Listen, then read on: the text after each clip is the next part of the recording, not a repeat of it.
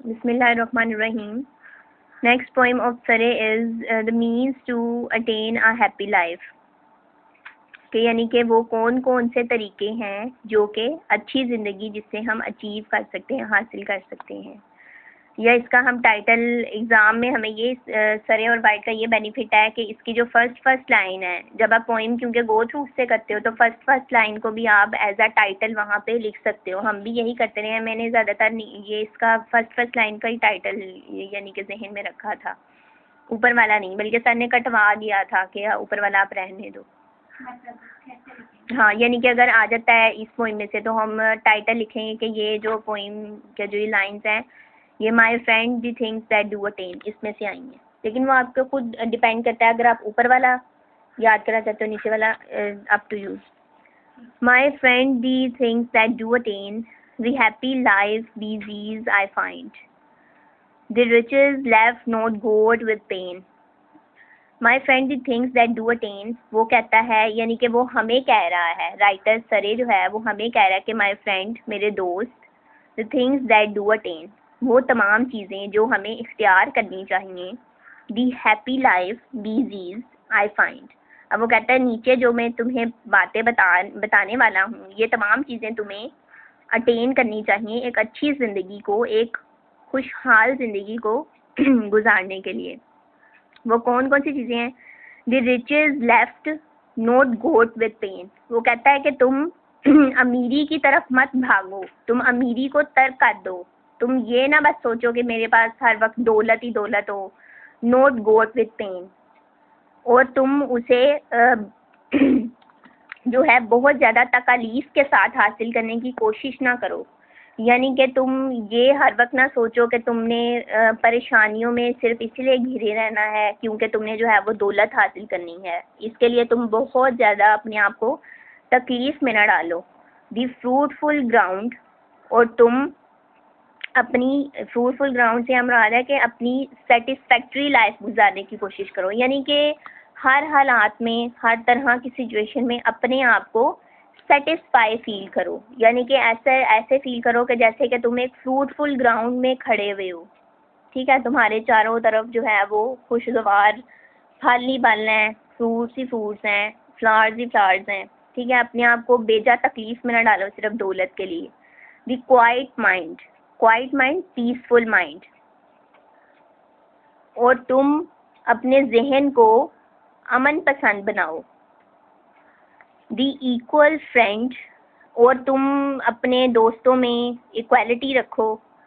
No grudge, ये इसमें D silent होगा, ग्रज इसको पढ़ेंगे। No grudge no strife, grudge का मीनिंग होता है इनवाई, हसद। तुम अपने दोस्तों में किसी से भी हसद ना रखो। नो स्ट्राइफ, स्ट्राइफ का मतलब होता है फाइट करना, और तुम अपने दोस्तों से मुकाबला ना करो, उनसे फाइट ना करो, उनसे लड़ाई ना करो, और ना ही तुम उनसे हसद रखो। नो चार्ज ऑफ रूल्स, और ना ही तुम रूल्स एंड रेगुलेशंस के अंदर रहते हुए एक दूसरे पे इल्ज़ामात लगाओ। नोर गवर्नेंस, और ना ही तुम ये समझो कि तुम जो हो वो गवर्नेंस से बाहर हो, गवर्नमेंट से बाहर हो, या तुम फ्री फ्रॉम क्राइम्स हो। तुम ये भी अपने आप अपनी पर्सनैलिटी को इस तरह से भी ना लो कि तुम जो मर्जी करते रहो, जुर्म तुम में जायज़ है, तुम ऐसे भी अपनी ज़िंदगी ना गुजारो। विदाउट डिजीज़ दी हेल्दी लाइफ, और तुम अपनी लाइफ को, अपनी जो फिज़िकल जो लाइफ है आपकी, उसको भी विदाउट डिजीज़ बनाने की कोशिश करो अपनी, यानी कि सेहत के हवाले से भी अपना ख्याल रखो। दी हाउस होल्ड ऑफ कॉन्टीन्यूएंस, और तुम अपनी जो जो है वो तसलसल लेकर आओ अपनी घरेलू ज़िंदगी के अंदर। यानी कि अपनी डोमेस्टिक लाइफ को भी तुम वेल एट्रीब्यूटेड बनाओ, अच्छा बनाओ, खुशहाल बनाओ। The mean diet cultivated diet, यानी कि तुम ये अच्छे खाने खाओ जिससे तुम्हारी सेहत भी बरकरार रहे। नो डेम्प्टी फेयर, यानी कि वंडर, यानी कि तुम कोई भी अगर तुम्हारे कोई मसला अगर तुम्हें होता है तो उस पर तुम वंडर, हैरानी को कहते हैं, यानी कि तुम हैरानी का इजहार ना करो। यानी कि कुछ भी अगर आपकी लाइफ में कोई इंसिडेंट हो जाता है, कोई एक्सीडेंट हो जाता है, तो उसको लेके आप बहुत ज़्यादा हैरानी का भी सामना करो कि ये हाय हाय ये क्या हो गया मेरे साथ, ठीक है। ट्रू विजडम ज्वाइंट विद सिंपलनेस, तुम अपनी सच्ची जो तुम्हारी विजडम है ना, ट्रू विजडम को इस्तेमाल में लाओ और उसको शामिल किसके साथ करो, विद सिंपलनेस। जैसे कि शेक्सपियर ने का हमने उसने पढ़ा था, क्या उसने कहा, brevity is the soul of wit. तो यहाँ पे वो भी यही कह रहा है कि ट्रू विजडम होनी चाहिए, यानी कि अच्छी अकल का इस्तेमाल हो, और अच्छी अकल मिक्स किसके साथ हो, यानी कि जब आप गुफ्तो शनीद कर रहे हो तो उसके अंदर जेंटलनेस हो आपकी, ठीक है। सिंप्लिसिटी भी आपके गुफ्तगू में झलके और दूसरों को भी नज़र आए कि आपकी ट्रू विजडम जो है वो सामने आ रही है।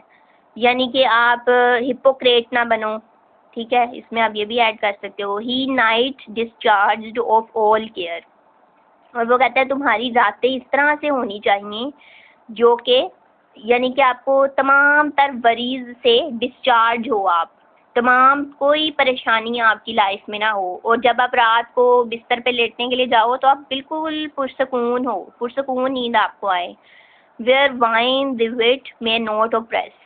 और वो कहता है, अब ये मर्दों के लिए कह रहा है कि वो कहता है कि वाइन यानी कि शराब ना हो, आपको शराब ना पीनी पड़े परेशानियों की वजह से, जो कि may not oppress, oppress depression, यानी कि आपको, या स्ट्रेस को कहते हैं, कि आप परेशानियों में इस तरह ना घिर जाओ कि आपको शराब पीनी पड़े और अपनी डिप्रेशन को कम करने की वजह से। बी फेथफुल वाइफ, और वो कहता है तुम्हारी जो बीवी है उसको फेथफुल होना चाहिए, विदाउट डिबेट, और विदाउट डिबेट नॉट टॉकेटिव, यानी कि तुम्हारी बीवी अगर बहुत चपट चपट नहीं ना करती तो फिर तुम्हारे लिए जो है ना वो परेशानियां कम होंगी। Such sleeps as may beguile the night, beguile peaceful. वो कहता है कि अगर इस तरह से तुम्हारी नींद अच्छी रहेगी तुम्हारी, यानी कि अगर तुम्हारी बीवी भी बहुत ज़्यादा टॉकेटिव नहीं है, आपको किसी प्रोफेशनल हवाले से भी कोई स्ट्रेस नहीं है, या स्ट्रेस यानी कि इन अदर सेंस वो ये कहना चाहता है कि स्ट्रेस इंसान के ऊपर, डिप्रेशन इंसान के ऊपर, वरीज इंसान के ऊपर आती नहीं है, वो खुद अपने ऊपर हावी कर लेता है, तो वो नहीं करना चाहिए। और वो कहता है कि अपनी नींद जो है वो उसको, तभी आपकी नींद पुरसकून है, पीसफुल है, जब आप इस तरह से अपनी लाइफ को हैंडल करोगे। कंटेंट दाई सेल्फ, अपने आप को इत्मीनान से भर लो, यानी कि कंटेंट इत्मीनान को कहते हैं, इत्मीनान होना चाहिए तुम्हारी अपनी ज़ात के अंदर, विद थाइन स्टेट, और आपकी एक अपनी ही स्टेट होनी चाहिए, आपकी एक अपनी ही छोटी सी एक दुनिया होनी चाहिए, और उस दुनिया के अंदर और अपनी उस ज़ात के अंदर आप बिल्कुल पुरसकून रहो, इत्मीनान से रहो। नाइदर विश डेथ, ना ही आप कभी मौत की ख्वाहिश ना करो, नोर फियर हिज माइट, और ना ही कभी भी उसका खौफ अपने दिल में लेकर आओ। Thank you so much.